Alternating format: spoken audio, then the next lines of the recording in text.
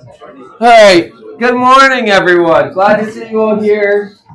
We're about half full or so. Yeah, we'll be maybe 2/3, 3/5. I guess it's pouring or something outside. Pro tip: highly recommend this. Grab a cheap little umbrella and keep it in your backpack. You're gonna get rained out otherwise at some point in your life in Florida. Got this one for free from the union. So anyway, buy a cheap little thing, keep it in your backpack. It doesn't need to be nice, it just needs to work. Okay, so logistics. We had our last lab. I was very pleased. That was our first official lab. That is definitely worth part of your grade.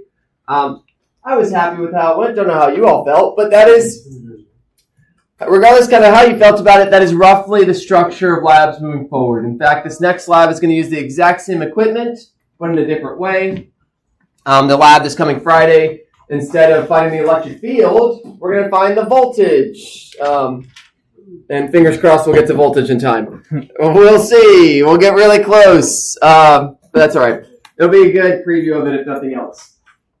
Your all's first quiz had a tiny bit of an extension because just delayed things. So it's due Wednesday. That due date's been there. I didn't extend it past that. It's due Wednesday. Make sure you all do that first quiz just for the sake of getting the points for it. But also, remember, my expectation is the due date of that quiz represents when I think you should know that content, if you're kind of spreading out your studying at least. Assuming that this is me giving you recommendations for how to pace yourself in the course. That's the purpose of the due dates for the quizzes, more than anything. That's why I don't just have them all due the day of the quiz, the day of the test, because I don't want people to just wait.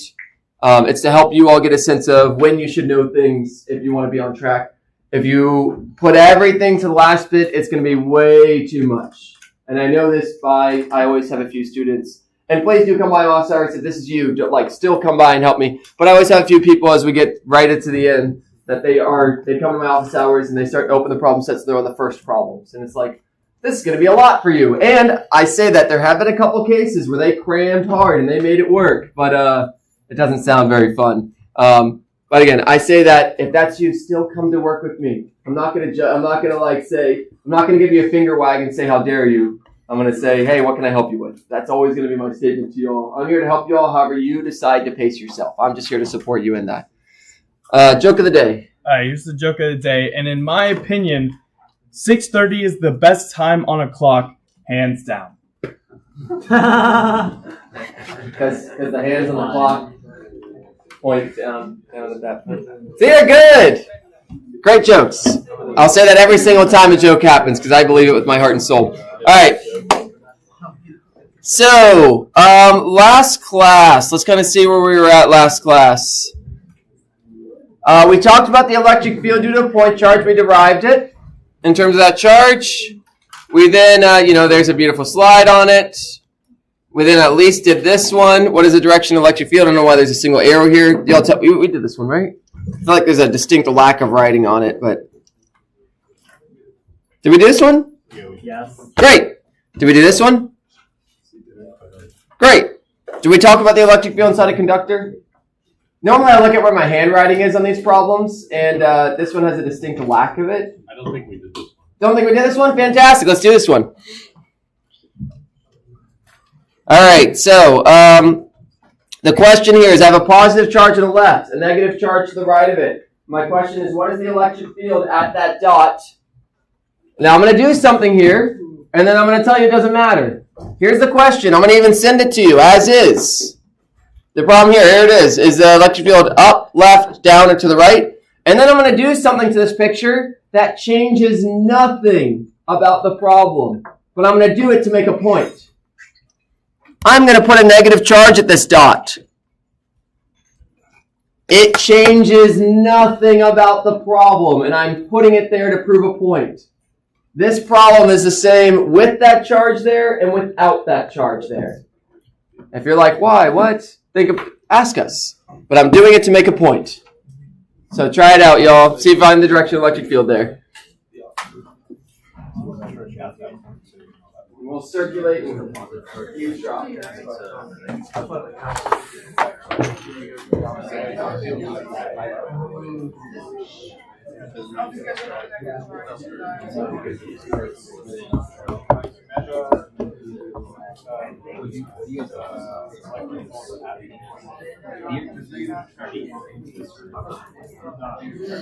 But at the same time, even if that wasn't true, we're dealing with fields, so the electric field will still go the same way. Function is positive. So even though the charges will be repelling each other, the actual electric field will still be negative. So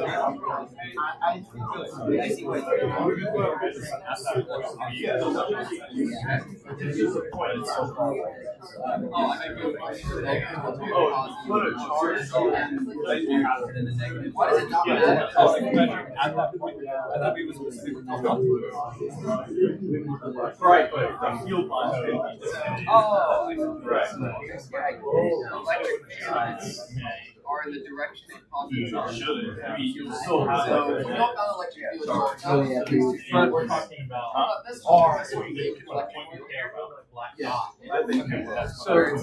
My idea is like it's a negative charge, but that's not necessarily an electric field. The electric field is still going to act like a positive charge because it's going to go towards the negative, right? Even if that's saying you put a charge there. So like yeah, you put a negative. Even though the two negatives are repelled, because this negative one is going to go the opposite way. Right. The actual field itself is going to act like a positive, so it's got towards the negative, even if they're necessarily pushing. You can think of it instead like first off, force and electric field completely different. You have to have your mind. Oh, right I think we now. have electric forces. Right. No, I'm saying right. You were talking about how they repel. That's a force. Yeah. Right. But the field has nothing to do with repulsion. Right. Always the what's happening to this field is inward, right? It's going toward the charge.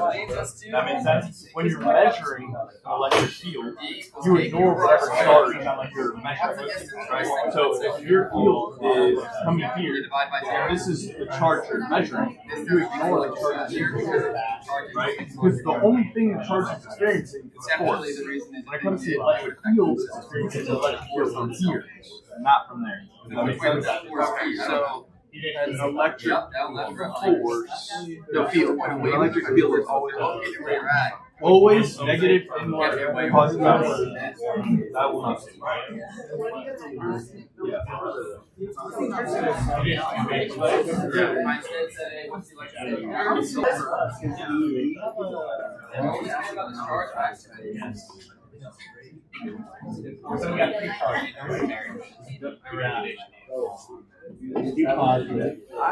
You have I'm a very happy person. I do. I should be. Yeah. Which is Let me check. I did some. There were some funky things going on with my stream, and it has not pinged me that I'm live. Oh my gosh! Did it do this again? I don't know why it keeps doing this. I am live. It's the wrong name, even though I picked the right one. So yeah, if you go to my YouTube channel, because everyone's live, that's the one. Super frustrating that it keeps doing this. I don't know what's going on with this thing. Yeah, let me pull it up on here real quick.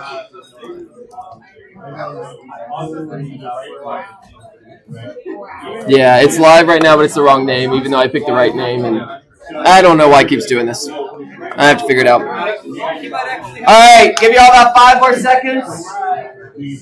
5, 4, 3, 2, 1. Alright, to find electric field, first thing we're going to do is label our charges because it's convenient. 1, 2, 3. I asked for field, not force. Field, not force. They are not the same thing. Fields cause forces. They are not the same thing. So we're getting the field mindset, not the force mindset, the field mindset. And the field mindset is fields point in the direction a positive charge would move, which then leads us to the other logical statement that fields point towards negatives and away from positives. They point towards negatives and away from positives. So this negative charge is going to make a field to the left, towards it. We're going to call it E2. And the positive charge is going to make a field to the right that is going to be away from it. And it is weaker. Why is it weaker? Because it's farther away. I got a big arrow to the left. I got a small arrow to the right. Which one wins? The one to the left. And boom, there it is. Notice I didn't talk about charge 3 at all. Why did I not talk about charge 3? Because you cannot make a field where you're located. You cannot make a field where you're located. The logic is twofold. One, what's the distance from me to myself? 0. The equation for the electric field due to a point charge is E equals KQ over R squared. You cannot divide by 0. So that's one rationale. 2, if this charge made a field where it's located, which way would that field be? We said that they point towards positives towards negatives and away from positives. How can I draw an arrow away from myself or towards myself if it's where I'm located? Which way is that possibly going to be? And that obviously, even if we picked a direction, that would mean that the negative charge would then move opposite that direction. And that would be nonsense. It would be making itself zip around. That would mean every single electron in the universe is kind of randomly moving in sporadic direction. It's not what happens. So we don't need to go down that rabbit hole of nonsense. So the only 2 charges here. Just because there's a third charge there doesn't matter. Doesn't matter at all. Now, if I asked you for the force on charge 3, which way would that be? To the right. Negative charges move opposite the direction of the electric field. If I asked you for the force, it would be to the right, but I did not. And be careful. I know force and field both start with the same letter. Don't mix them up. It happens. Our brains do that. Okay. Oh, I'll leave this for a couple more. Yeah. So just a quick question. Mm-hmm. So even though we're doing this question just to know where the field is moving, but even though the field's force is this way, that doesn't mean that the charge won't move that way. Like, you know what I'm saying? If there was a negative charge here, it would move to the right. Even though the field is pointing. Because negative charges move opposite to the field. Yep. So is the force stronger than the field? No, so they're 2 different things. The field causes the force.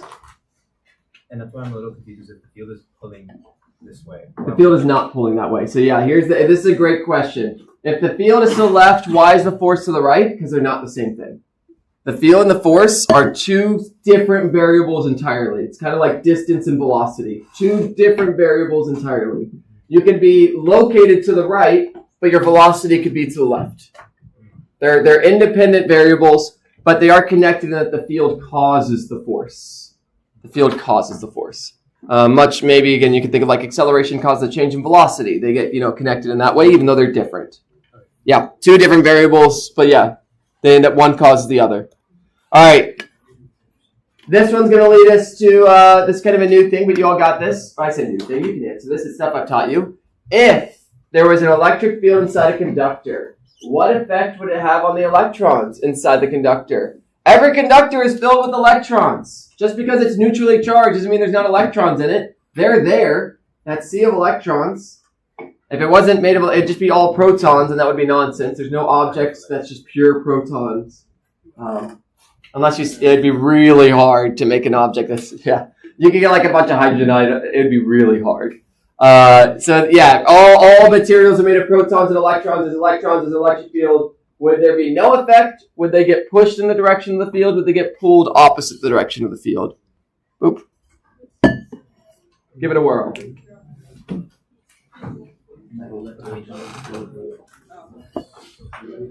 You got this.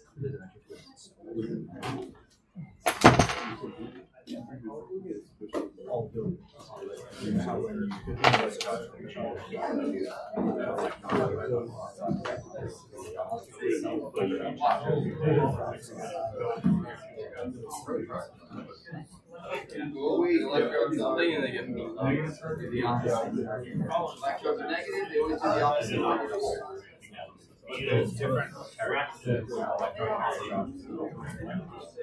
electric field. What do you?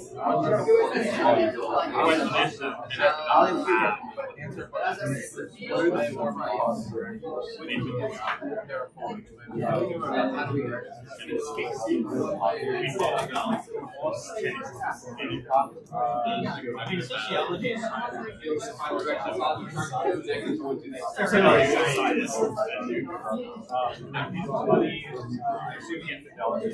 we talked about usually Sorry. Oh, I see. I get a bunch of negative charges over here.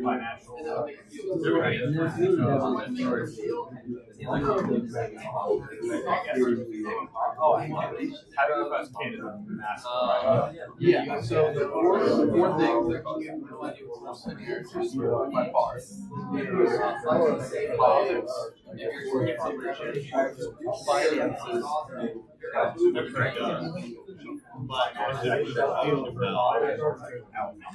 Well, I wasn't in that specific order. I was just saying. Right, yeah. I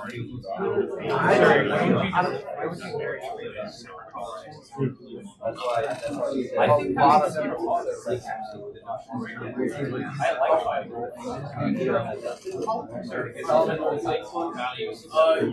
Okay.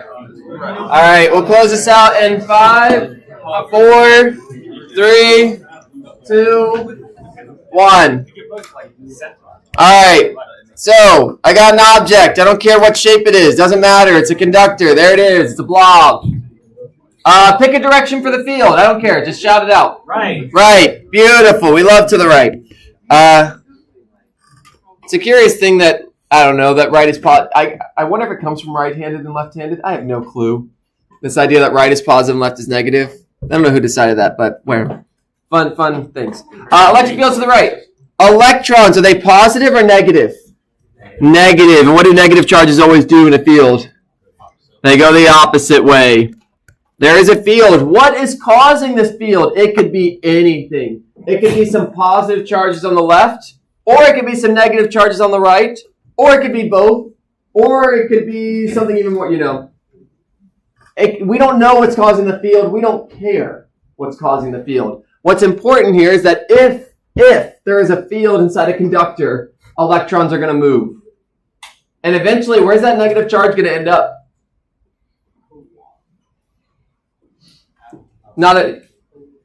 It's going to hit the wall of the conductor. Can it fly off of it? Do you all generally see conductors like shooting sparks off them all the time and things like that? Sparks are quote unquote the only kind of, you can see the charge ionizing the air, whatever. It's going to get to the left side. And something interesting is that when it gets to this left side, which way will it cause the field to point here? Which way do fields point due to negative charges? Opposite. What's that going to cause the electric field? It's going to start to cancel out the field. Eventually, all the charges are going to move around to make the field completely cancel out. You can see that happening here. Just with one charge, they're all going to kind of move opposite the field, which in turn will make it field the other way, which will cancel it out eventually. And the punchline here, so they're going to get pulled opposite, is that when you charge an object, when you charge a conductor, at that moment, the charges are all going to spread out over the whole thing. And they're going to spread as far as they possibly can. Where's as far as they possibly can? The surface. Eventually, they're all going to get to the surface such that the electric field inside the conductor is zero. Because if it wasn't zero, then they keep moving. There's still electrons inside it. It's not like we got rid of all the electrons and pulled them all to the surface. There's still electrons inside of this thing.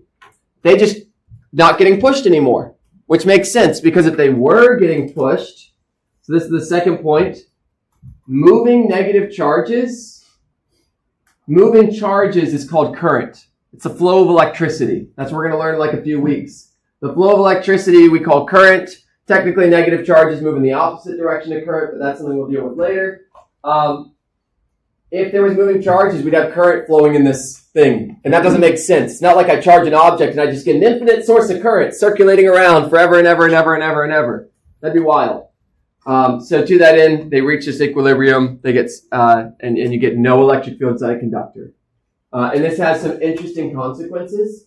This is true if this conductor was hollow. So even if this conductor was hollow, this statement would be true. Here I showed it as a solid object, but through the magic of PowerPoint, changing the fill, it's still true. I made it hollow, still true statement. So an interesting consequence for you all with this is we call this a Faraday cage.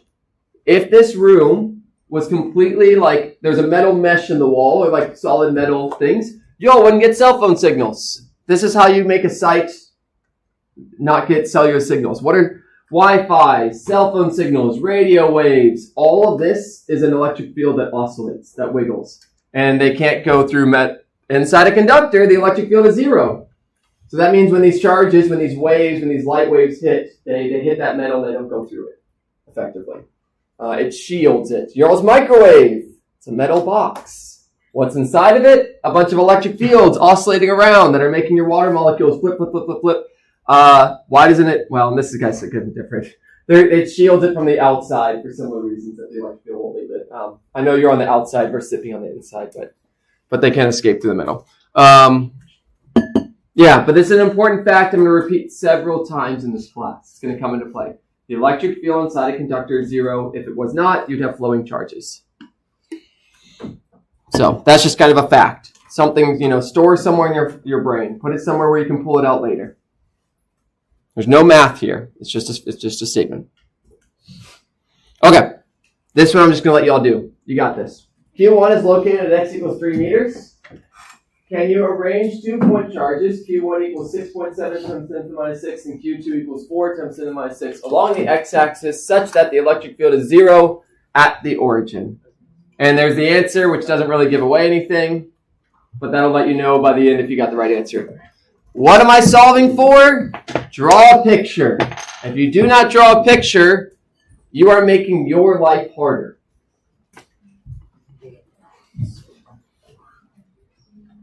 The last problem is 0, but yeah.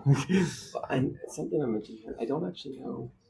I think even when current is flowing, it flows on the surface. Yeah. And the electric field is still 0. Yeah, the charges are aligned with the surface. So I don't exactly know the rationale there because it doesn't quite fit this. The explanation I gave here works for a static object. It doesn't really work for a dynamic object. I don't actually remember why the electric field is 0 inside a conductor for moving charges.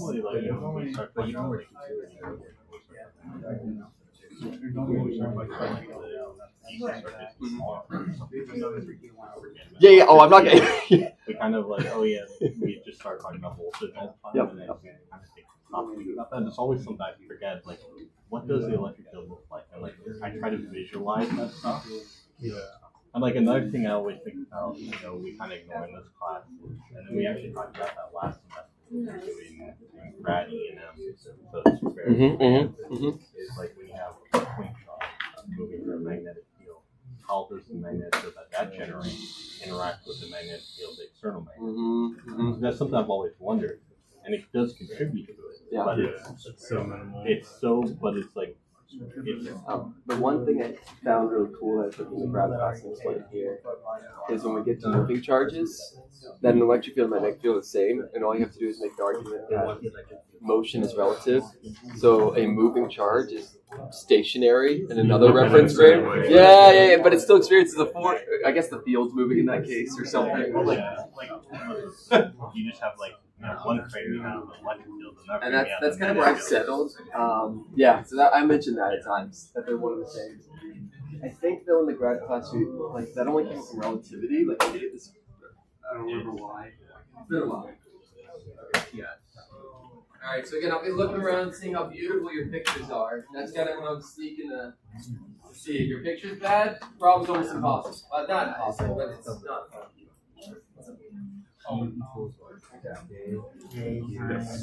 Pretty salty or sour. That's always our. Yeah, you never would have jumped in. The origin's where you put If it's Oh, so it doesn't have to be like. What am I solving for? Like some form What's of my like picture look like? yeah, you could. They're probably explaining 3 meters from origin, so probably that's That's just what I pretty thought. much. Yeah, I would just say. From the charge to the point I care of. So that's why. Yeah, so it also helps us explain why.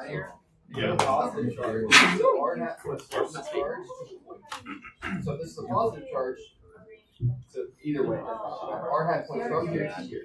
If it was positive, it's still going to point that way. Hey, it points away. If it's negative, it flips the vector. It's another way to explain. Yeah, I haven't really touched too much unit vector. No, it doesn't. It takes a long time to explain on top of everything else. Right? So if you just remember they point away from positive towards negative, it gets.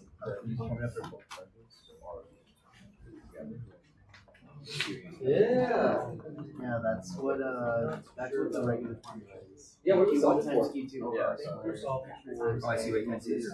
Man, I think we can do it your way. Such that.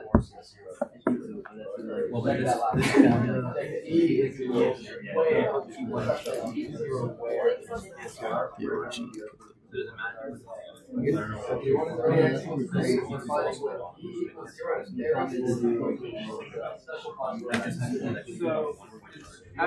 Origin, where is the origin located? I could be wrong. At 0, because the electric field is 0 there. Anyway, you can go ahead and write E equals 0. At that point, E equals 0 there. Make it happen. Okay, so the 0 has to be. That's kind of the next step. Yeah. Over Q2. Oh, you're right. Yes. All right.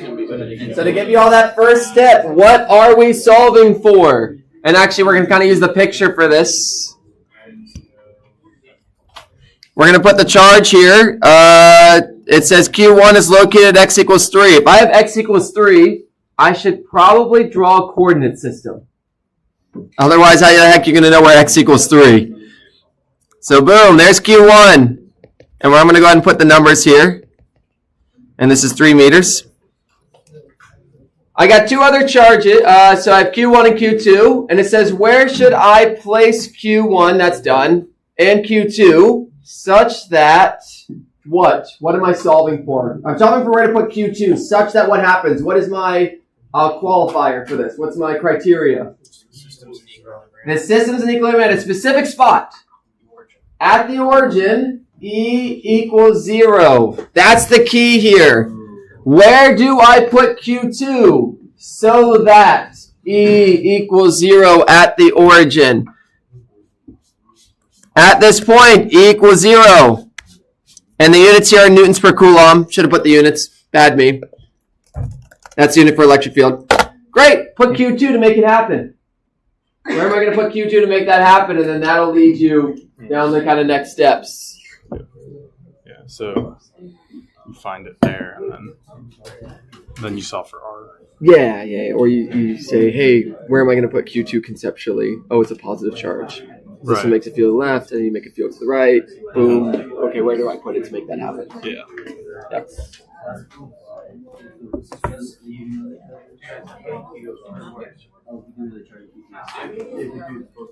Yeah. And usually this is ironically the hardest step of the problem. Oh, yeah. What am I even solving for? What's the trade? I got this.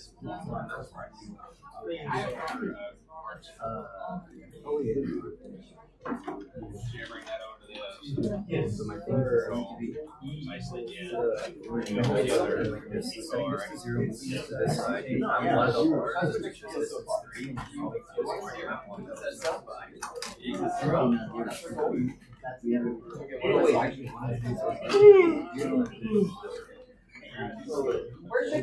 Using electric field is that way, so this makes this way.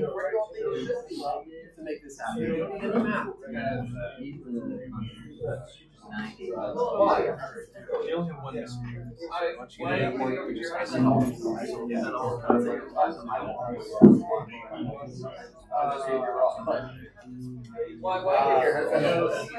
here?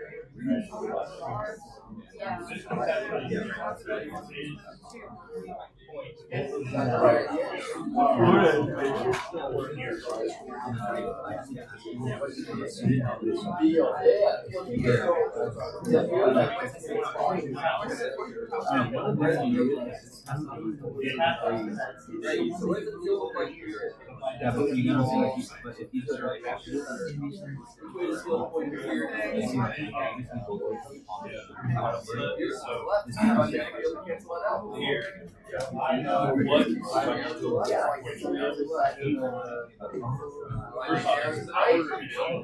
yeah, I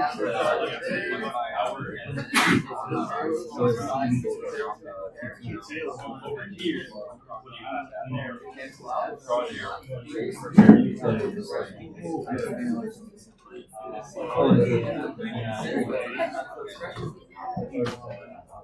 Okay. So you want it to be 0 here. You have 6.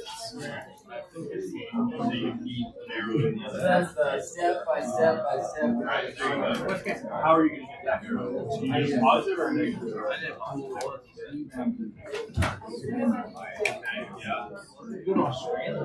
All right. Your next hint. I want the field at the origin to be 0. Is it 0 right now? No. Which way is the field pointing currently? Left. Boom. There's the field due to charge 1. It's not 0. If only I could place a positive charge somewhere to cancel that out. So the question is, and I'll just go ahead and get this from y'all. Where should I put a positive? Q2 is positive. Where should I place it to cancel that out? On the left. If I put a positive charge somewhere here, it's going to make a field the other way. How do those sides of the arrows compare? How does E1 compare to E2? Equal. That's a mathematical expression right there. If two things are equal. Take those words and write the mathematical sentence for that. And there you go. We go from there. This is how you all build problems. What am I solving for? Start drawing a picture. Start to think through why and things like that. And then each step leads to the next, leads to the next, leads to the next. Mm-hmm. Nice logical sequence.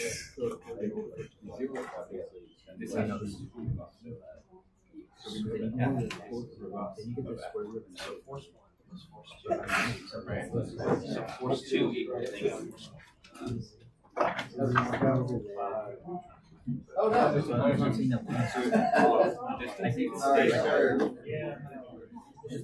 Then you move it over. Bring that one down. Oh yeah, that's right. Basically like the negative is like assigned to opposites. So you have to divide by F1. Like what is negative in this problem? And then square root it. Either it is that charge, but it is negative and positive. No, I will say you get something really interesting with this. What do you notice about that answer?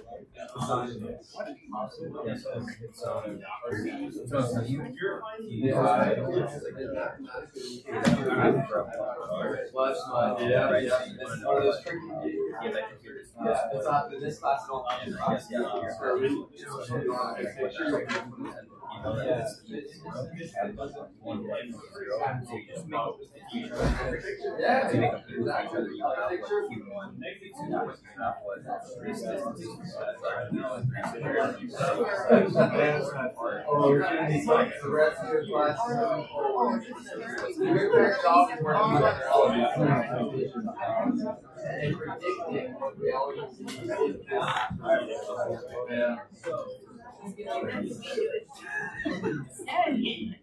All right, what's up?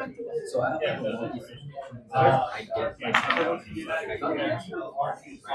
what's the negative? You're great. So it's absolute value. Absolute value, know that. But yeah, you notice your final answer is a positive number, but does that match what our picture shows? What should it be? It needs to be negative. Yeah, you set it up perfectly.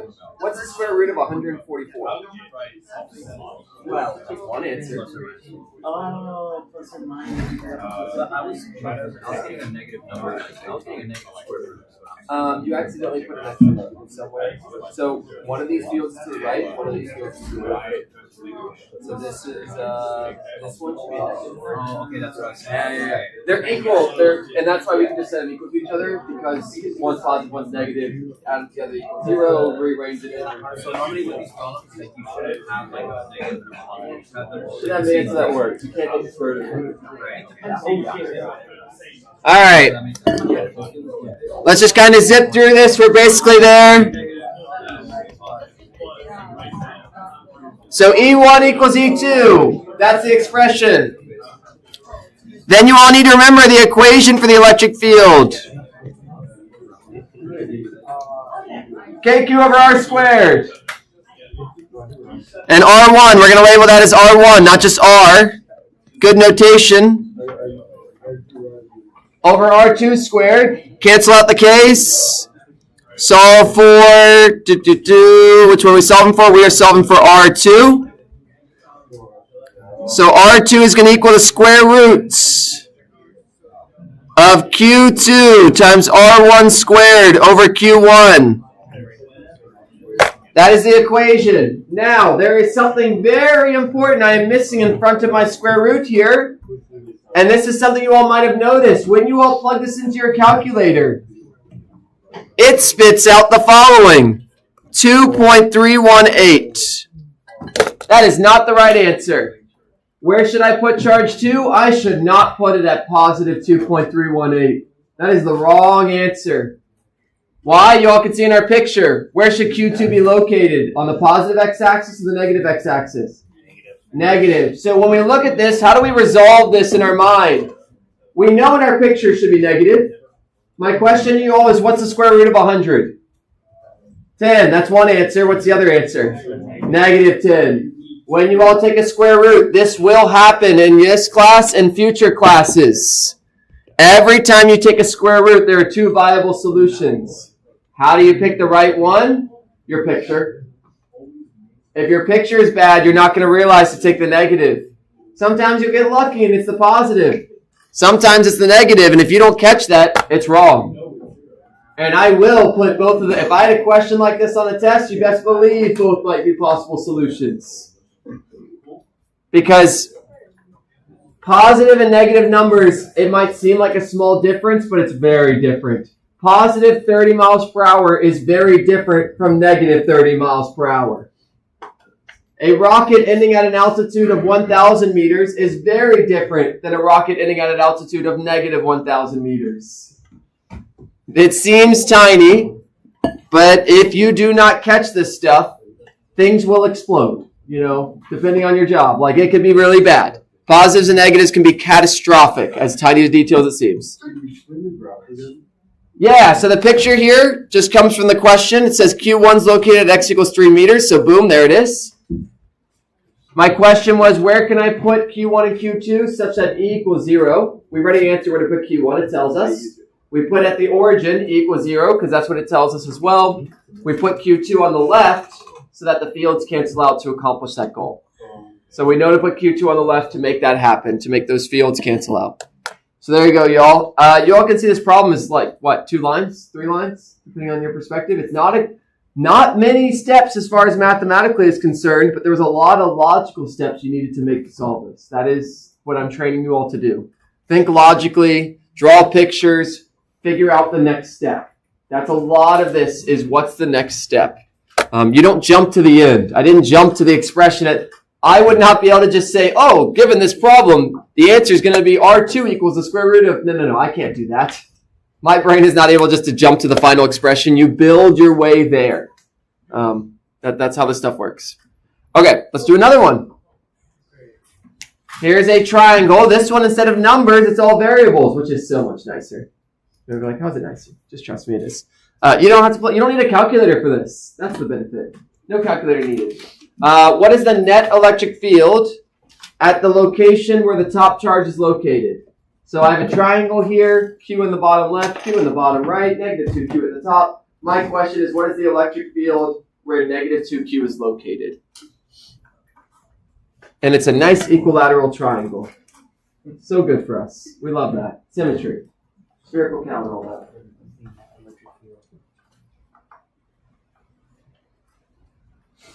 And there's the answer, which again doesn't really give away much.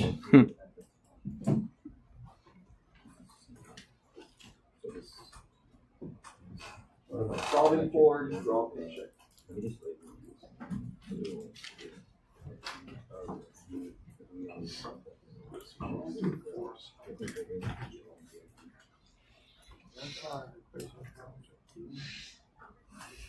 AQ squared. Yeah, it's only one that electric does quick. You know that's.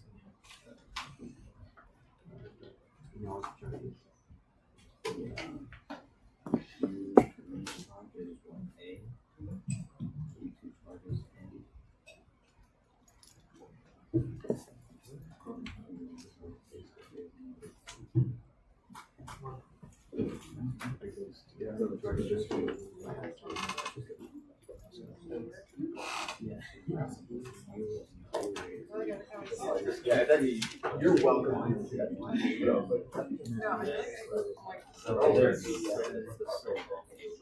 Take whatever you If they're all Oh, and then you take. Yeah, and then it got removed. And then it got re-added. And then I think I was the wrong answer. Yep. I don't know what happened. I think so. I did jot down somewhere. I just can't find it. So it should be 0.4. Positive plus negative.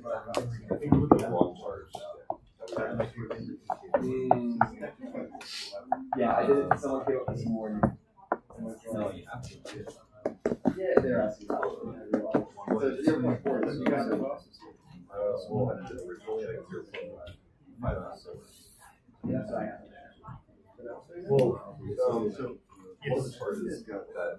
Did it change value? Oh no, that's why I was like, I was pretty confident in that. I just, okay. Yeah, but that's interesting. What are the values? Or I changed to stronger. Yes. You would have that. Yeah. I'll double check. Which one did it use? Because I was also just when I was I was pretty careful when I set it up. And I don't know. They do, but remember the first one? We were concerned with the one design, right? So Yep, that was that was one. It is not like right. I'll double check it later. Yeah. So if we're measuring field right? They got the top chart. Great, that's easy to fix then. Thanks for that. Field one. All right.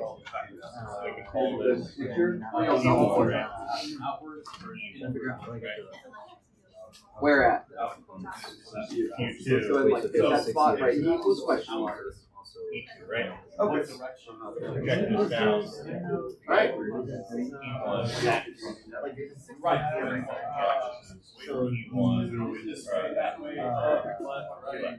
What makes These are you? equal magnitude because they're both equal charges. And equal distance. The x components cancel each other, and the y components are 2 times. So you just, if you can find the y Which component charge one, will make you the field up there? multiply by 2. Does that make sense?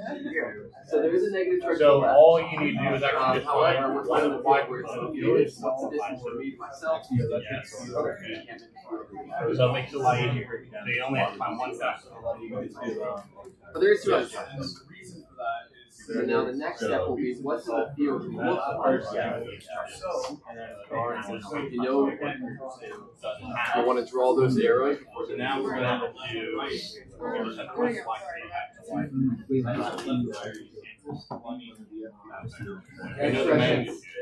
All right. So okay, I see E1 and 2. Let's go ahead. Let's go ahead. Go back over here. So where are you finding? You want to find this one here. Yeah, so that's all the arrows. One y. So you start at that point. A.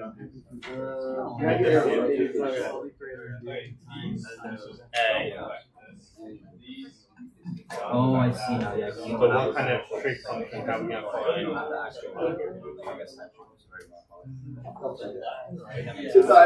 Take it down, take it down. Don't be in a rush. And start your dot at the point. So like this. Yeah, like exactly. There we go. Now I have two vectors. So I need to find the opposite. Find the values of the vectors. I know, like these, right? What's the relationship? Once you find the values of the vectors, Their relationship between the two. yeah, there is no escape from vector addition. It's the When it comes to like the vectors. All right, so we're trying to find E here.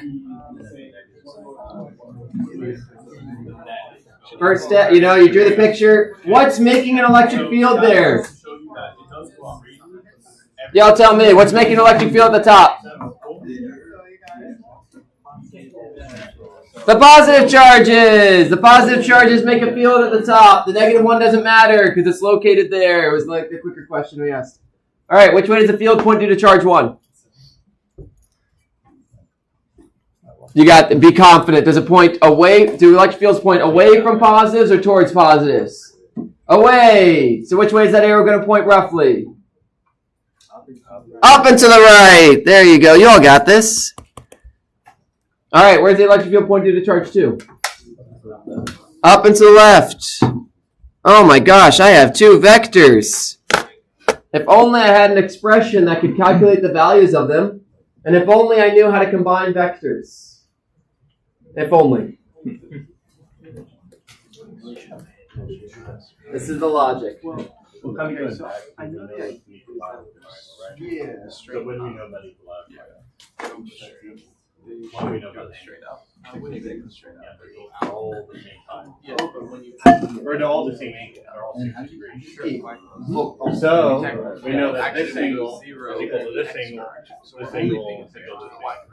Okay, so you figure the side is going to find. Yeah, we know that the electric field is along this direction. This is alpha. It's also equal to this. Actually, to do is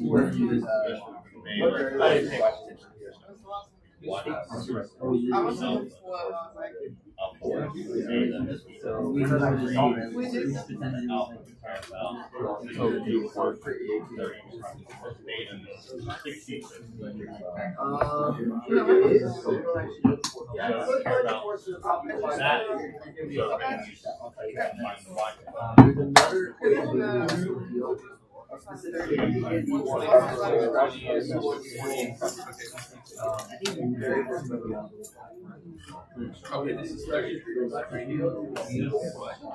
This formula is if I thought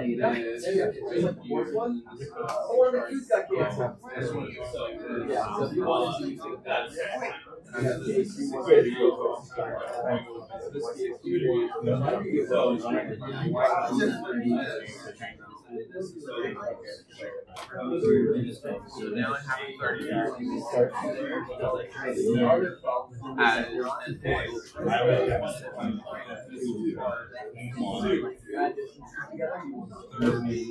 and this is an example.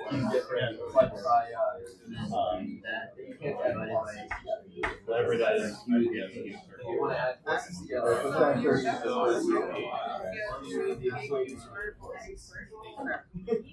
Yeah, I did it last thing. I did it wrong.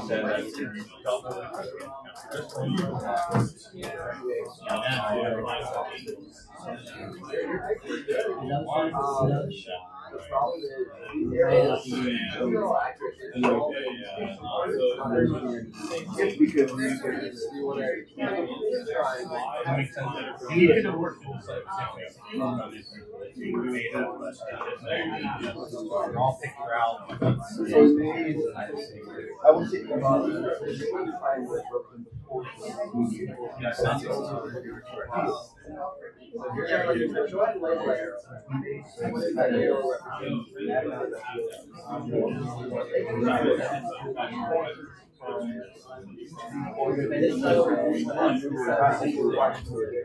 I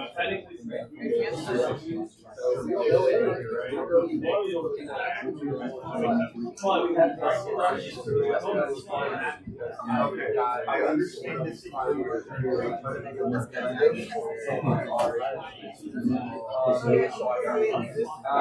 In fact, yeah.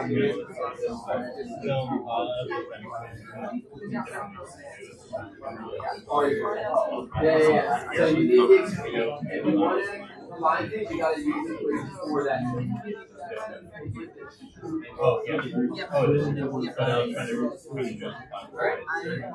Yeah. Beautiful. You did it as a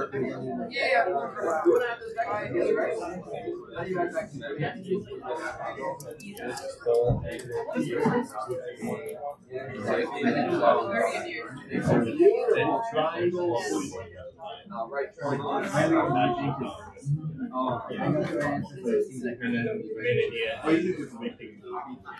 All right.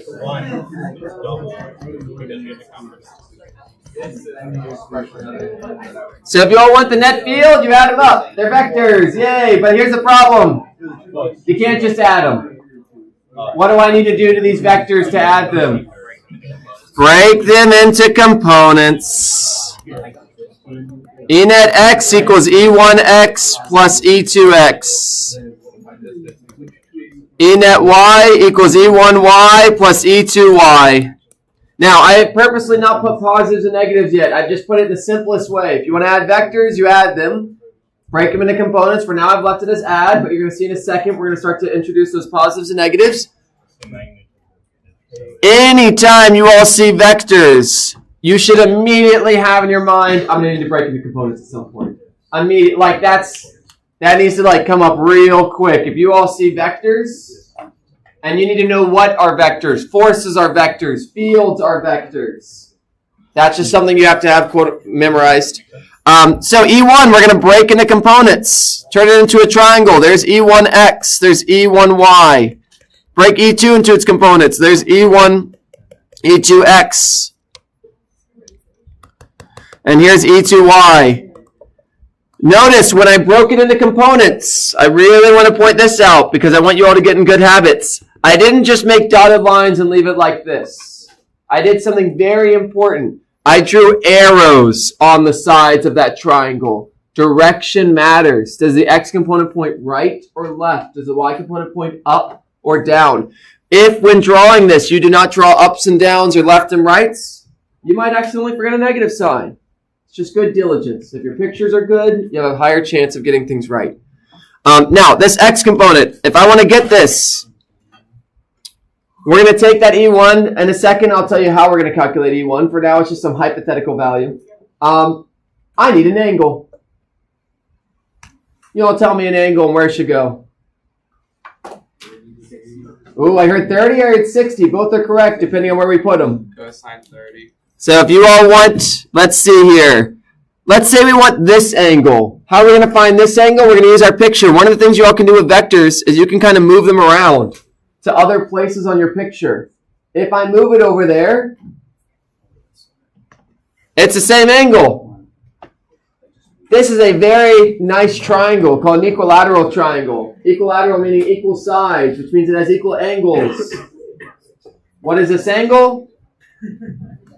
60 degrees. Why? Because the triangle has 3 angles, and there's 180 degrees in a triangle. Every extra angle you get adds another. That's going to be really bad. Oh no. I guess you have to actually count how many triangles are in an object, and that determines how many angles. It's a little different. Yeah, triangle has 180, square has 360, hexagon, or... It's just the number of sides minus 1 times. It's like 100. Yeah. Yeah, 180. Anywho, you should know a triangle has 180 for sure. All right, great. Here's my 60 degrees. Someone said 30 degrees, and you're not wrong. That's 30 degrees. You can do either one. Pick your favorite. We'll do the 60 degrees. If I want the x component, is it point to the right or to the left? E1x, right or left? Right. Fantastic job, everyone. So we're going to multiply that positive, and we're going to do cosine because it's the adjacent side. Same thing here. The y component, up or down? Up. Positive or negative? Positive. It's going to be E1 times sine, not because it's the y component, but because it's the opposite side. Alternatively, you all could have done E1 times sine of 30, and that would be valid for the x component, or you could have done E1 times cosine of 30. That would be equally valid. All right. X component of 2, left or right? Left. Positive or negative? And that one's going to also be cosine of 60. This one's going to be positive because it's up. All right. One last thing I'm going to mention to you all. Actually, you're going to tell me what's the equation for the electric field due to a point charge. KQ over R squared. In this case, my R is A because the picture says so. The distance from the charge to the point, that's E1, E2. You can get similarly. All right. We'll go ahead at this point, take a breather. I'll give you all till 10:37. 10:30. Let's say 10:36. 7 minutes or so, give or take. Go to the bathroom, take a drink of water, finish this up. I don't care what you do, and then we'll start up the next. We'll do the integral. So we have two charges. Yeah. So yeah, remember when you're dividing the Q out, the one experience. Yeah.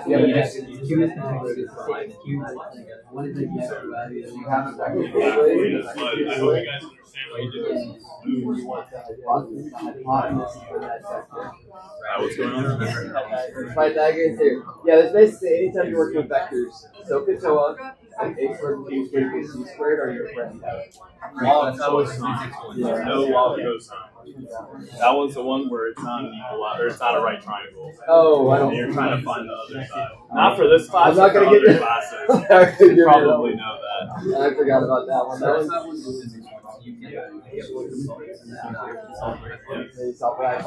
Beautiful triangle. With said triangle, you have the magnitude, and you can get the direction by the angle. That's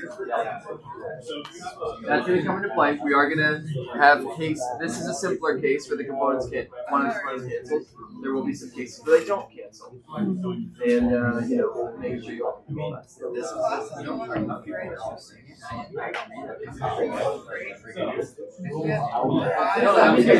of how much people. Honestly, you're doing so much in physics that it's effectively, if you take physics 1 and 2, you're effectively taking a lot of trig again. Yeah. In a lot of ways, like the amount that we use this stuff, if it's not hammered into your head by the end of the class, you can't do well in 1 and 2 without learning.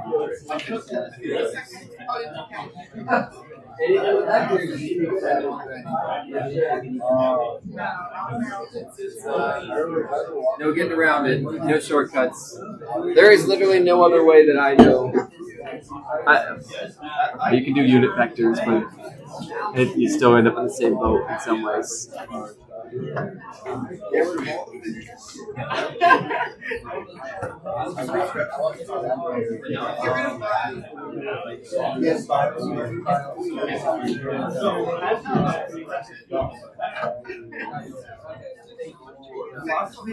I think it's very important. And then one class, and then A lot of people did it with forces. Yeah, they did the force and then they just divided out Q, but they forgot to divide out 2Q instead of Q. That's part. So funny enough, this triangle shows up in I think 3, possibly 4 problems in the problem set. Yeah. The exact same triangle. The first one is find the force on that. The next one is find the electric field at the top. The next one is find the voltage at the top. Yeah. One of them might actually be find the energy stored in the system as well. Yeah.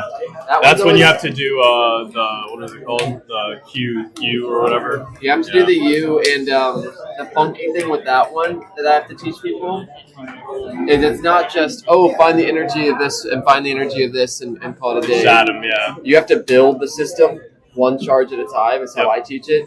Bring in one. Bring it from infinity. Bring it from infinity. First one's free. Second one, you gotta get the energy for that. Next one, you gotta get the energy for both of those. Yeah. So you end up with an extra term that people forget about if you don't Like do that. interaction term or something. I don't know the name. Maybe. You just end up with adding 3 terms where people almost think, I'll just do the energy of both of these, just like forces. You would just have 2 forces when you do energy. No, you need energy here, here, and then there. It's even, you have to. Well, it's like how they interact too, but yeah. You got to bring this charge in. Yes. That's free. Then you can bring this one in. That one costs energy. Then the next one, you bring that one in, and it costs energy here and the energy here. Yeah. So I guess you could do like this one, and this one, and it might. I guess every permutation might also be another way to do it. I don't know if it mathematically works out the same, honestly. Yeah. If you just do pairwise. I think it actually does, because I think the expression is the sum of multiplying every permutation.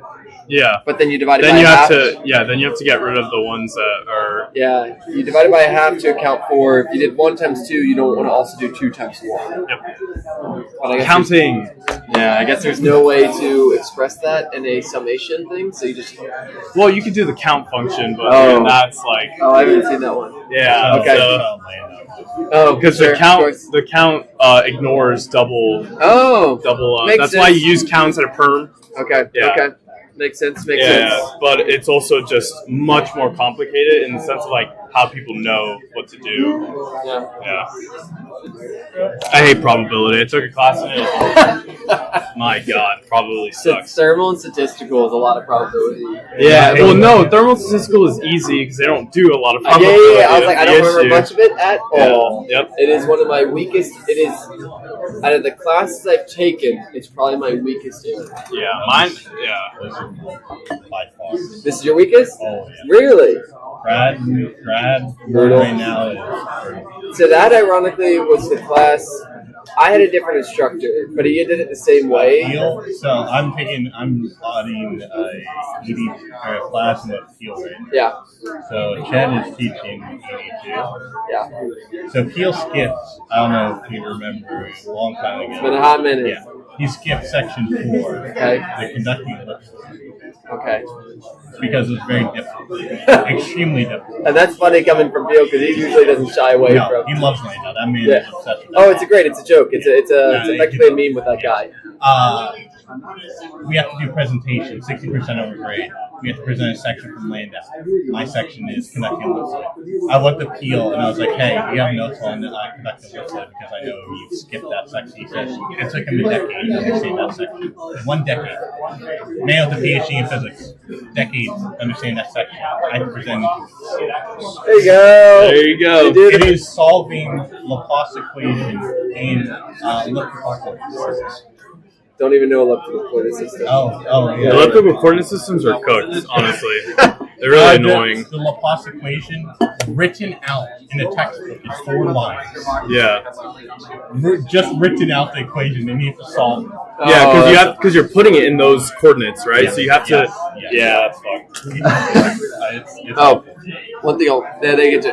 The stream is always going, which is always fun. So they Yeah, so you get to hear our Yeah, which is conversation. fine. Yeah. All right, y'all. So we'll go ahead and move onwards and upwards. Yeah. I remember I had to do the So- hyperbolic analysis of systems and mechanics. Dude, I'm going to do information surveys, so All right. Something I want to point out to you. This triangle. I'm going to show you all. Shows up in many places. In week 1, oh look, here's that triangle.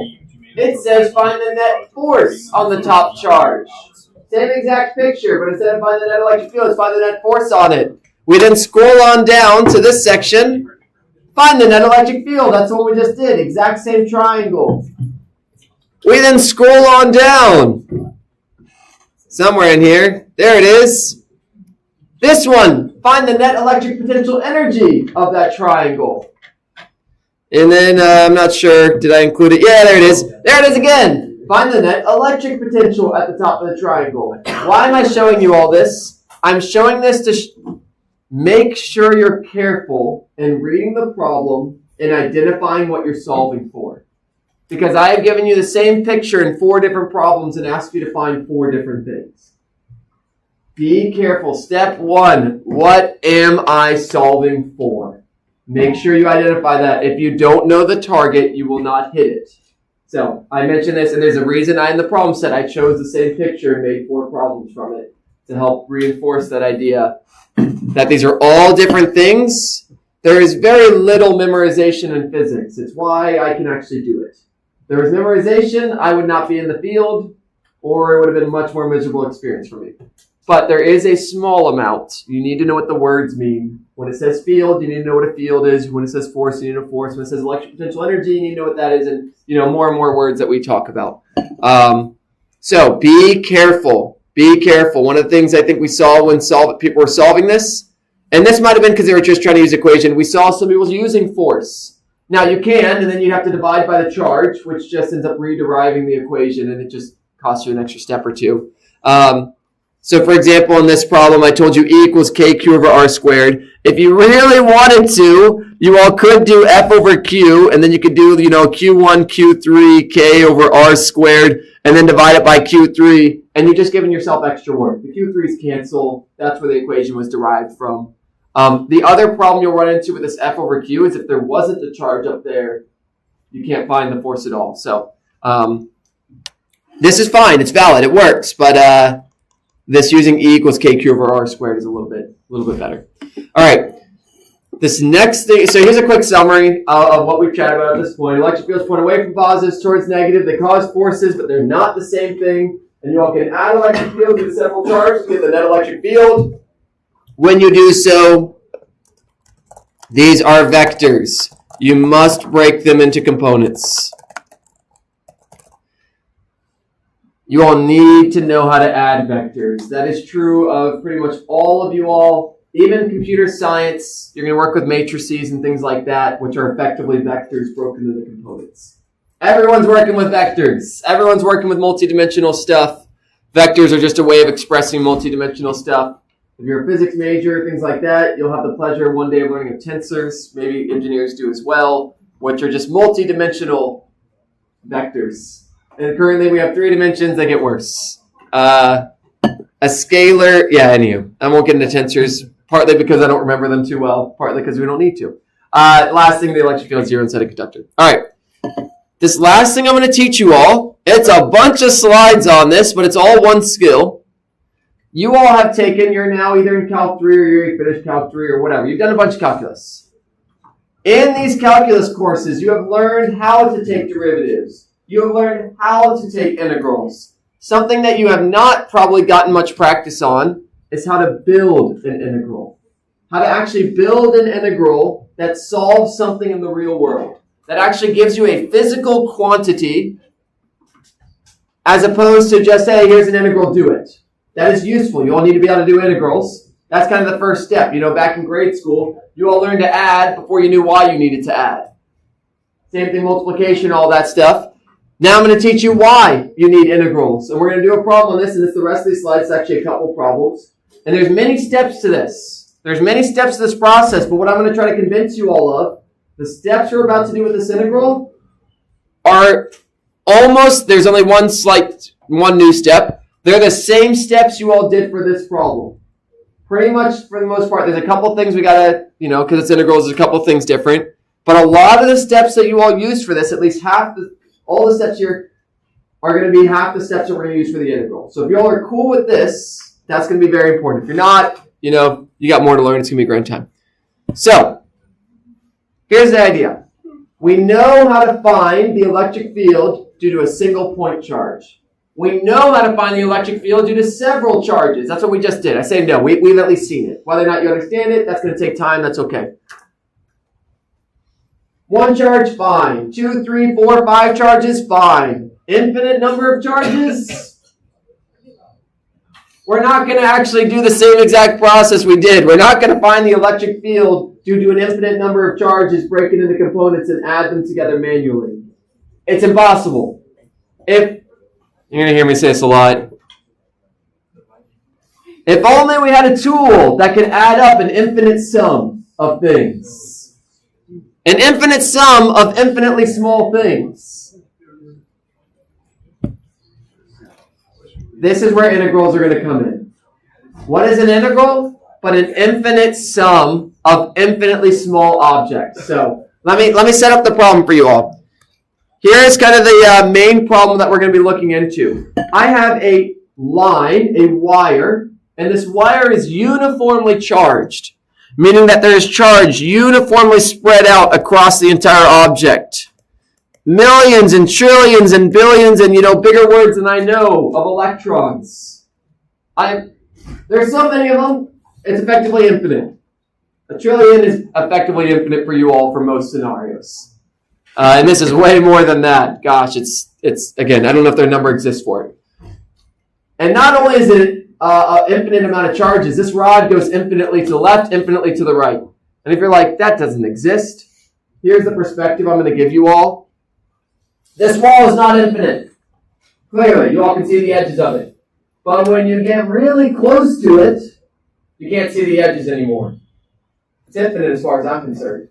When you're far away, it no longer looks infinite. When you get really close to a long object, it's effectively infinite. That's a really, really useful trick, and we use that all the time in things. Infinite objects are very nice for us. You may be like, that sounds worse. No. Infinite's nice because we have symmetry. Goes infinitely to the left, infinitely to the right. Things cancel out. It is nice. It doesn't. It reduces complexity, not adds it. It's counterintuitive, but trust me for now. All right, here's my beautiful picture. Now, there's a bunch of charges here. There is some net charge Q. This thing is charged with some net charge Q. I don't know, 5 coulombs. Pick a number you want. But each of these charges does not have 5 coulombs, obviously. They all add together that. How much does each tiny charge have? And this is where calculus comes in. You all have seen this before. We're not going to label this as Q. This does not have charge Q. This tiny, tiny, tiny little piece of charge, it's not Q. How do I represent an infinitely small amount of charge? I put a D in front of it. So this is where I'm translating some of the things you'll learn in calculus. dx is an infinitely small line. Like x is a distance. Dx is just an infinitely small piece of that. That's what the D in front of the thing makes it. It makes it infinitely small. So again, just to show you all this, if this rod is a length x, a tiny, tiny, infinitely thin piece of that is dx. dx makes it infinitely thin. Great. So if I want to find the electric field here, at this point, the total electric field, what we can do is we can find the electric field due to this tiny little piece. So if we draw a nice little picture here, this is R, the distance from that charge to that point, and that's going to make a field. We're not going to call it E, we're going to call it dE. Why? It's a tiny piece of the field. That tiny charge makes a tiny piece of the field. Another tiny charge makes another tiny piece of the field. These are vectors. It's the same thing we've been doing. We're going to get a bunch of fields and we're going to add them up. And the way we're going to add them up is we're going to write the expression dE. You know what? Actually, let's just start with the original. E equals KQ over R squared. That's the one we've been using. If I want a tiny piece of the field due to a tiny piece of the charge, K is K. That's fine. That's a constant. Don't need to do anything. What's my charge now? dQ. What's my distance? It's still R squared. That's our setup.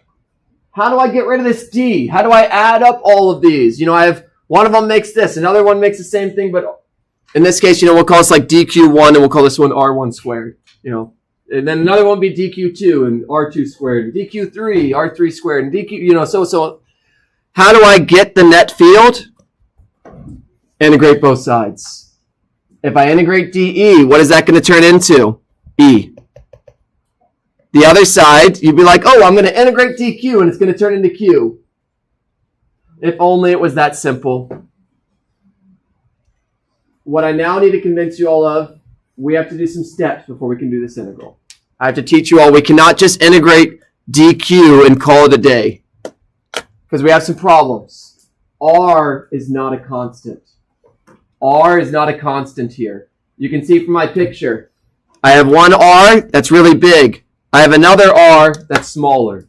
R is not a constant. My vectors don't even point in the same direction, so I can't just add them all up. We have to break into components. So this is now the process I'm going to try to walk you all through to understand how to do this problem. With the major idea, if you can find a tiny piece, an integral lets you get the entire thing. That's the core idea behind this principle. If I can get a tiny piece of something, an integral will let me get the entire thing. And then you just have to carefully build the integral. In your all's Calc 3 class, one of the things you're going to do is find the volume. So you all have learned that the volume of a sphere is 4/3 pi r cubed. You've just been told that. Calc 3, you're going to derive that. How are you going to derive that? You're going to find the volume of a tiny piece of it, and you're going to build the integral for a tiny piece of it and integrate over the entire object. And that will give you the volume. We're not going to do that here, but that's just, again, the same idea. What does an integral do? Adds up an infinite amount of tiny pieces. Okay, so great. There's an expression of that challenge. We need to get dq in terms of spatial coordinates. And then even once we do that, we need to break it into x and y components. Why do we need to break into x and y? We're adding. You can't just add vectors. You have to break them into x and y for the exact same reasons you had to break this into x and y. It's how vectors work. So, okay. Why do we need to get dq in spatial coordinates? R is in terms of spatial coordinates. R is changing. R is a spatial coordinate. We should probably get dq in terms of the thing that's changing. That's one of the ideas. The other is that's really the only way we know how to do integrals, at least at this stage. All of your all's integrals that you've done in Calc 1, Calc 2, Calc 3, if you're doing those, they're all in terms of x, y, and z. All the integrals you've been doing are spatial coordinates, so we're going to lean on that understanding you all have. One of the things you're all going to learn in Calc 3 is there's more than just Cartesian coordinates, x, y, z. You're going to learn about spherical coordinates. You're going to learn about cylindrical coordinates. Jacob's learning about elliptical coordinates. There's many coordinate systems. We're largely going to work in x, y, z in this class. I'm not actually going to do any double or triple integrals because you're all learning that. Whatever. Okay.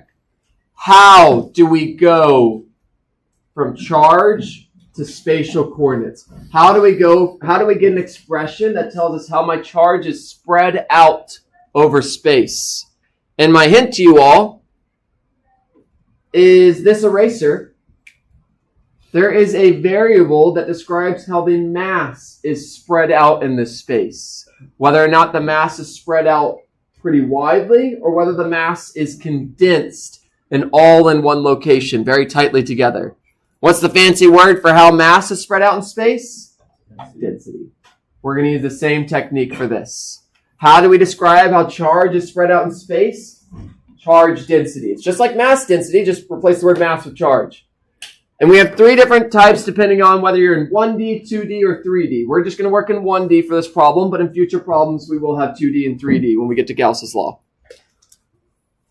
To connect this back to your all's regular density. So this is what you all have learned in your chemistry class. If you want regular density, it's mass over volume. How much total do I have divided by how much space it takes up? We're going to use that same logic. In 1D though, instead of a volume, it's going to be a length. And instead of mass, it's going to be my total charge. There's a typo here. I'll just fix it now. So this first one, 1D charge density, is how my charge is spread out over a length. If you're like, 1D objects don't exist. One of the real world 1D objects that we treat are called carbon nanotubes. So there is actually systems that are one-dimensional. We will even treat a wire as effectively a one-dimensional object. From far away, here's a wire. You all can't, it just looks like a line. It's effectively one-dimensional. Charge can go, left or right, and that's kind of it. So a wire is effectively a one-dimensional object for the purposes of our class. And this is a good approximation. A 2-dimensional object is like a sheet of paper. Sure, it has some thickness, but relative to its length and width, it's effectively nothing. And 3D is, everything else. Let me teach you all some Greek. This first symbol is lambda. So lambda, let me teach you all how to draw it because you're going to be drawing it a lot in this class. So it's a little, I don't know what to call this, a little swoopy kind of thing. And then I give it a leg.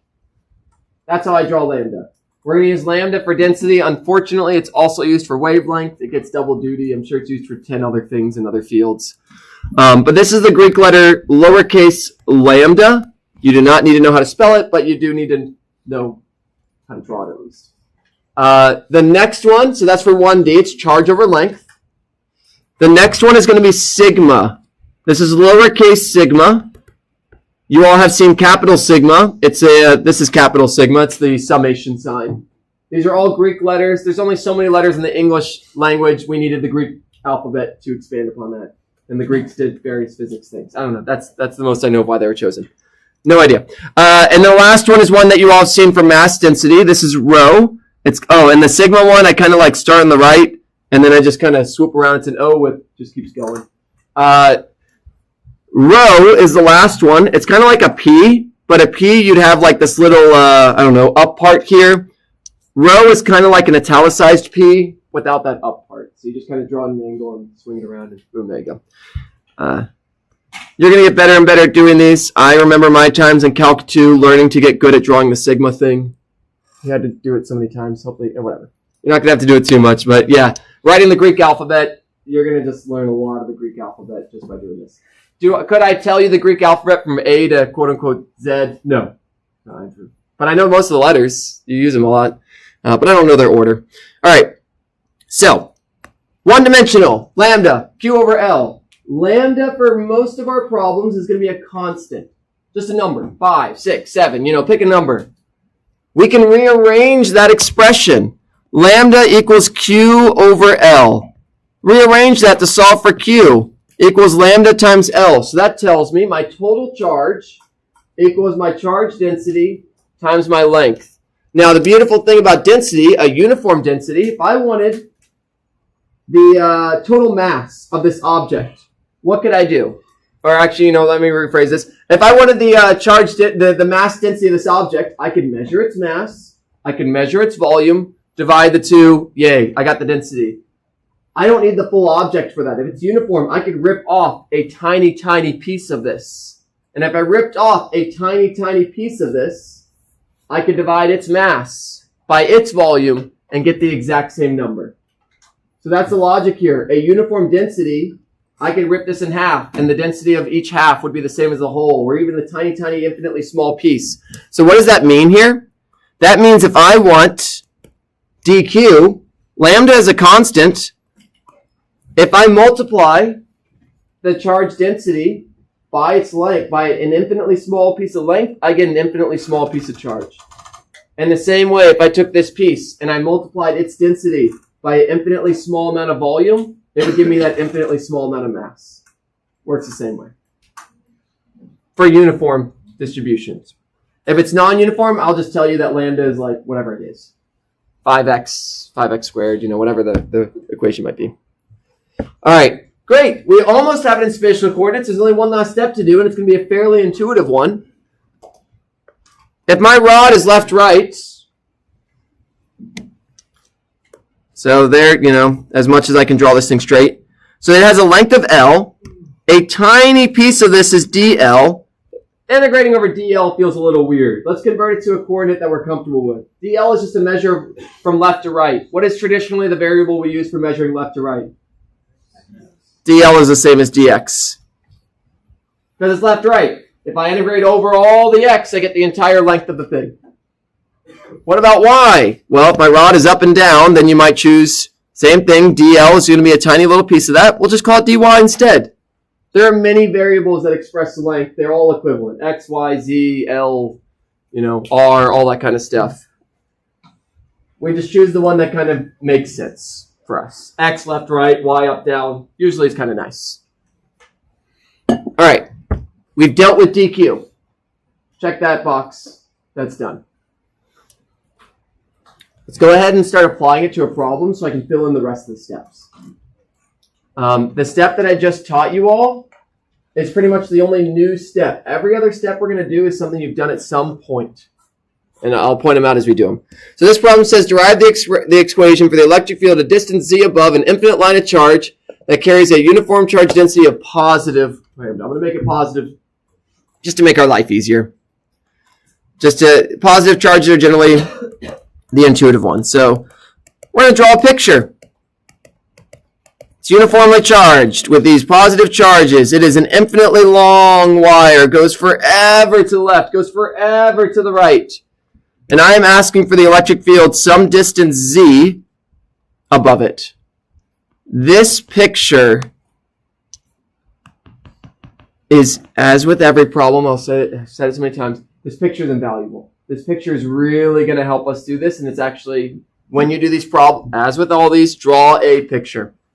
Next, we're going to do the same thing I did before. We're going to pick a tiny little piece of charge. Tiny, tiny, tiny, tiny little piece. We're going to call it dq. And then we're going to draw r on this picture. It's useful to know what r looks like, the distance from the charge to the point. And you know what, while we're at it, why don't we just draw the field for this?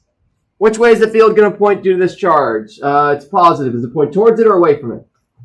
Away from it. So we'll draw a little de here. Just helps us understand. That's just one piece of the field. We got to do it for every other point. We'll draw another one later on to make a point. But for now, this is good. All right. So we start. E. This is how every single one of these starts. E equals k dq over r squared. Start there. I want you all to do the first step. Replace dq with spatial coordinates. Just like we saw in the last slide. Try that next step. Replace dq with spatial coordinates and something else.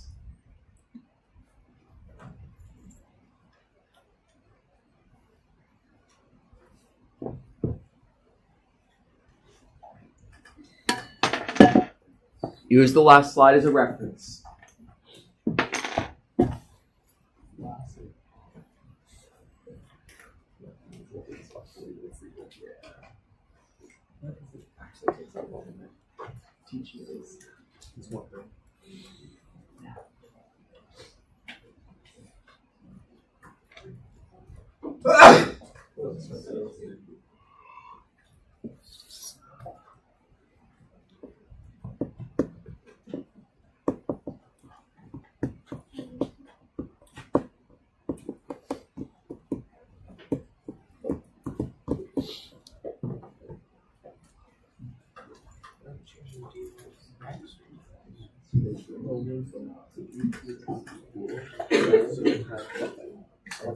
When you're doing an infinitesimal amount, so you're taking what we cut it, right? So that comes from So let's go with so we're gonna look at DL.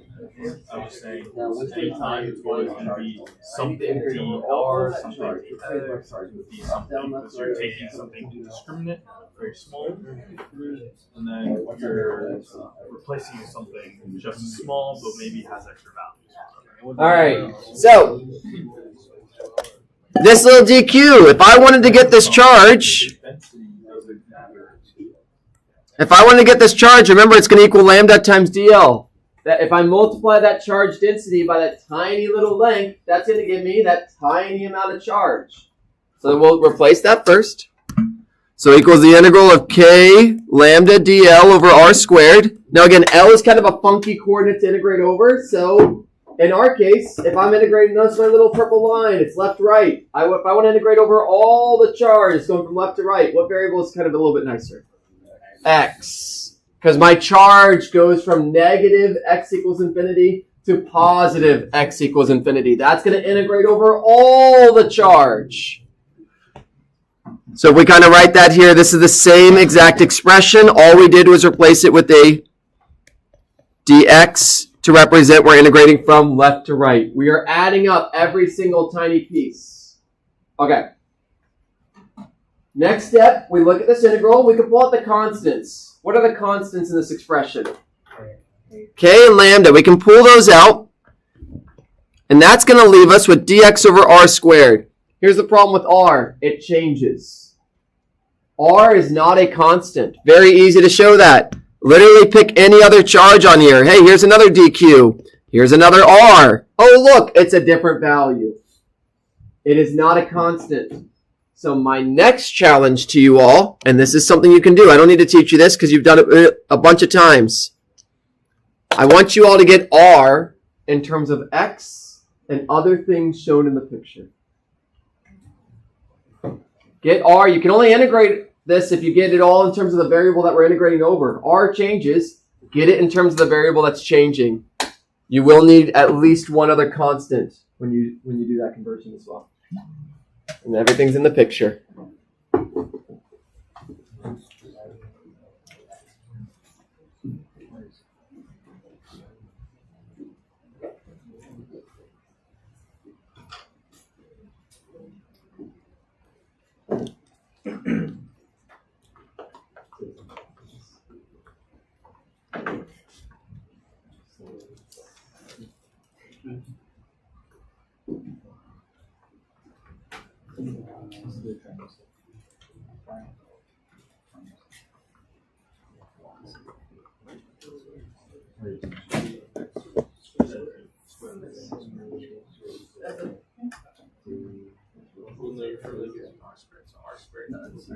Oh yeah, we started.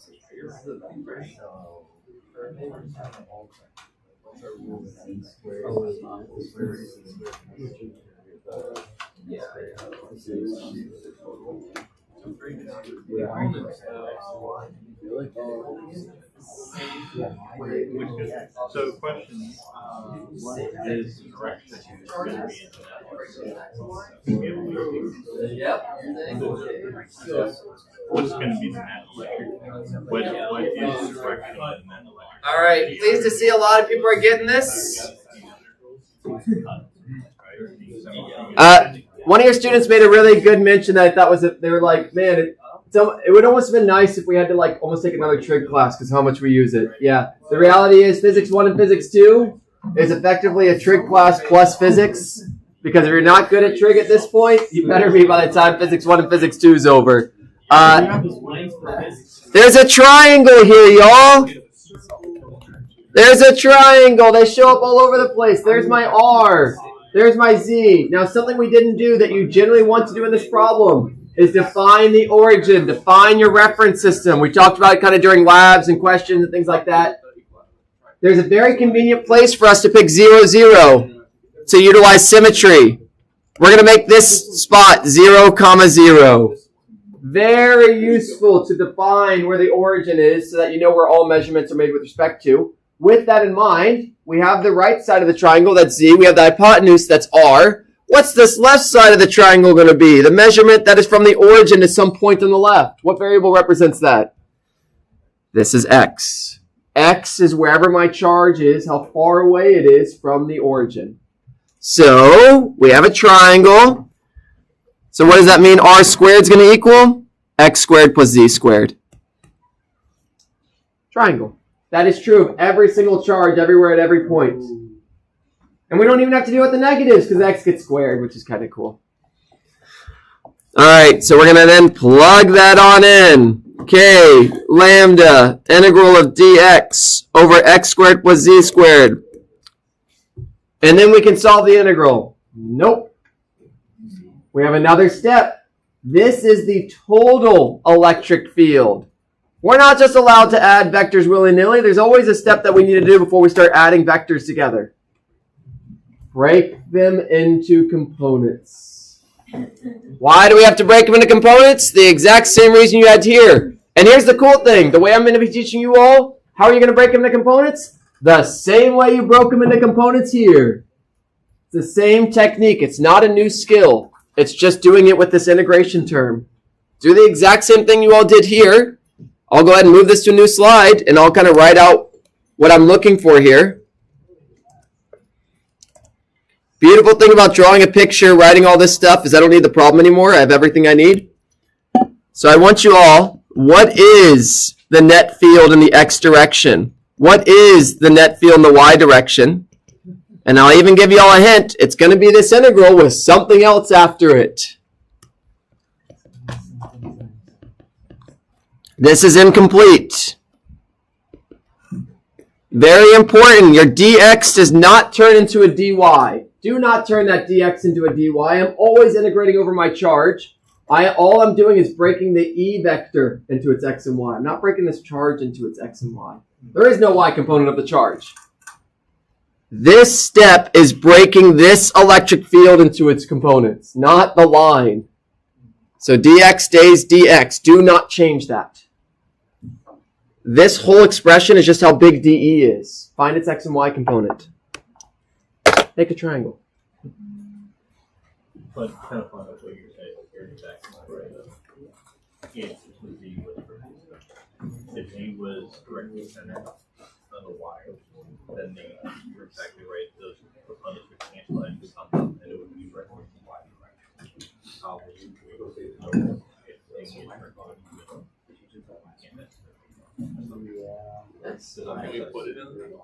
Can we choose to put it in? You don't have theta. Draw theta on your picture. See if you can get it in terms of x and other things.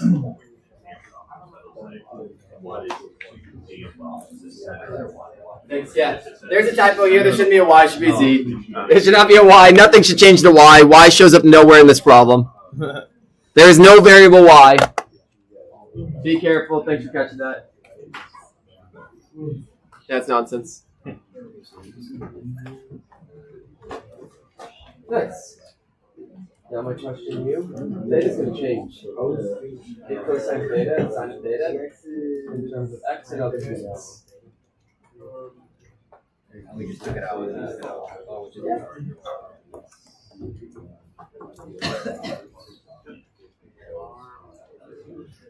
Yeah. So here's the key. So right here's the x component. So we use cosine theta.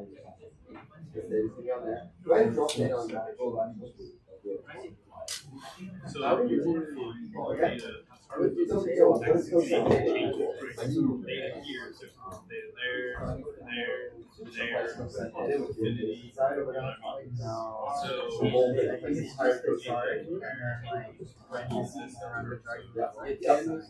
That's a good. Whenever you have cosine theta, you don't actually need to find the answer. You know the opposite of my hypothesis. The opposite. Yeah. Or is cosine yeah. Cosine theta equals that. You don't actually need to calculate it. All right.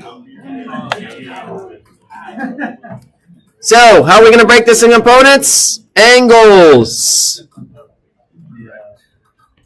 So this is my DE. I'm going to kind of pull it out. This theta is the same as this theta. They're the same theta. Now, if I want to get the x component is the adjacent side, so I'm going to multiply by cosine theta. If I want the y component, I'm going to multiply by sine of theta. Not because x is always cosine, and not because y is always sine, but because adjacent and opposite. Now, theta changes. You cannot leave it as theta. Theta is not a constant. As my thing moves, my theta changes. So we need to get theta, or more, even better, get cosine theta in terms of x and other stuff. Two things you all need to know in trig. SOHCAHTOA and Pythagorean's theorem. Cosine theta, what does that equal according to SOHCAHTOA? Adjacent over hypotenuse. You don't need to do a calculator and do cosine inverse and all that junk. What's my adjacent side? What's my hypotenuse? My adjacent is x. My hypotenuse is r. I could just replace cosine theta with x over r. Now, we already realized r was a problem, so let's go ahead and substitute what r should be as well. R should be the square root of x squared plus z squared, for reasons we already did. And just replace all of cosine theta with that. Now, I'm actually going to jump down to the y component. Well, I'll make mention of this, the x component. The x component does have a little bit of trickiness here. And it's both trickiness, but also it's really nice. I want to pick a charge on the other side just to show you all something real quick. I'm going to pick a charge that is exactly the same distance as the other one. And I'm going to make its electric field. What do you all notice about those electric fields? And as far as the x is concerned, they cancel out. One to the right, one to the left. For every infinite lines of charge are nice. Every charge on the left has a buddy on the right side, and their fields, their x components will cancel. Now, I'll come back and mathematically show you all how we would actually do this if you really wanted to, but through the beauty of a picture, we can see the x components will cancel. The y components do not. Those both point up, no matter where. They all point up, up, up, up, up, so those are all going to add. We're going to do the same thing, except instead of opposite, instead of adjacent, it's going to be opposite, so that's going to turn it into z over the square root of x squared plus y squared, z squared. We're going to plug that on in, so we get k times lambda times the integral of z dx over x squared plus z squared times, look, I'm going to go ahead and show you this. X squared plus z squared times the square root of x squared plus z squared is x squared plus z squared to the 3/2. 1 to the power 1, 1 to the power 1/2, 1 plus 1/2 equals 3/2. All right. There is only one more thing we need to actually solve this integral. This is an integral you actually want to solve. What are we missing in this? See if y'all can spot it. The bounds. For me to actually integrate this, I need to know I'm going from x equals what to x equals what. Someone mentioned z. That's a great question. In this case, z is just a constant. It's just a number. It could be 5, 6, 7, 10. Who cares? Z is a constant. In fact, you can pull that z out to the front. Where do I start? Where's my x all the way to the left? Where does this thing start? Negative infinity. Where does it end? Positive infinity.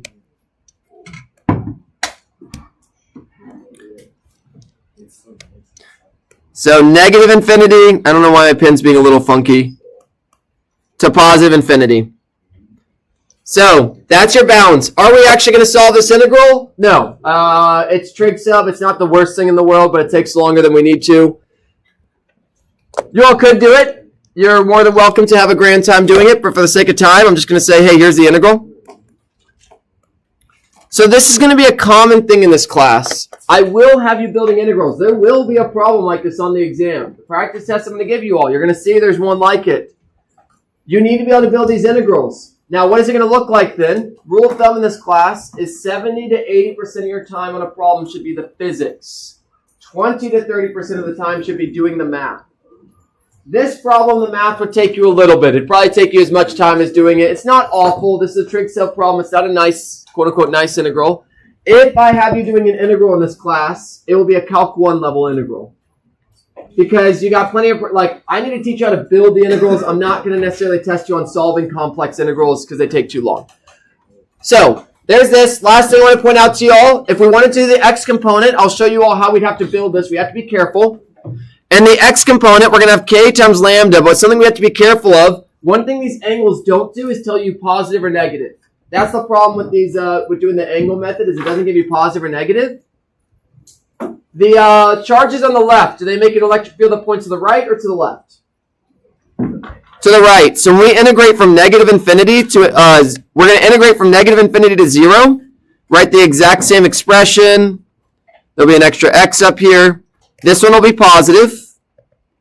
And this will be x squared plus z squared to the 3/2. Then on the right side, which way does that make electric field? Left or right? Left. So we're going to subtract that. So from 0 to, we had to actually break this integral into two pieces to respect the positives and negatives. If you all solve this integral, this one's actually not bad because you got an x on top, so it ends up being pretty nice. If you all solve this, you would find that they cancel and equal 0 mathematically.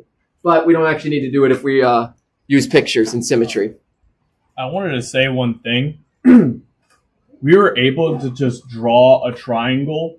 That is something you'll be able to do when you're doing, like in calculus, your DL is where on the charge you choose it to be, right?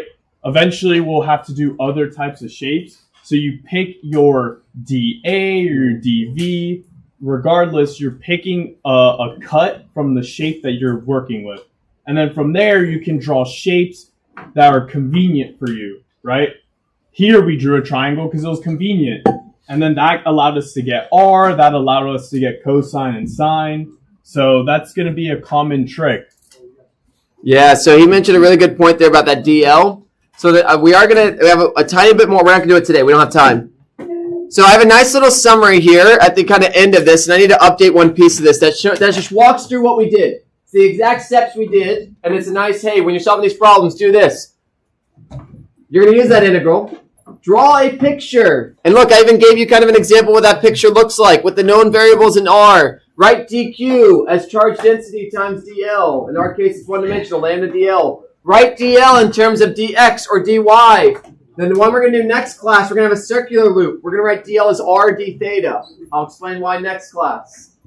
Replace your so this one is, I need to update this. This one is using the unit vector notation. I'm going to update it to be cosine. I'm going to put both. Pick your favorite. Then put everything in terms of known variables and solve. It's all the steps we did. And so, yeah, we'll practice one more of these, and then we'll jump to Gauss's law. It'll be a grand time. But, yeah, you all need to be able to do this, so be prepared. It will show up on the test, guaranteed. One of the free response will be one of these problems. It's not easy. No. Quick question.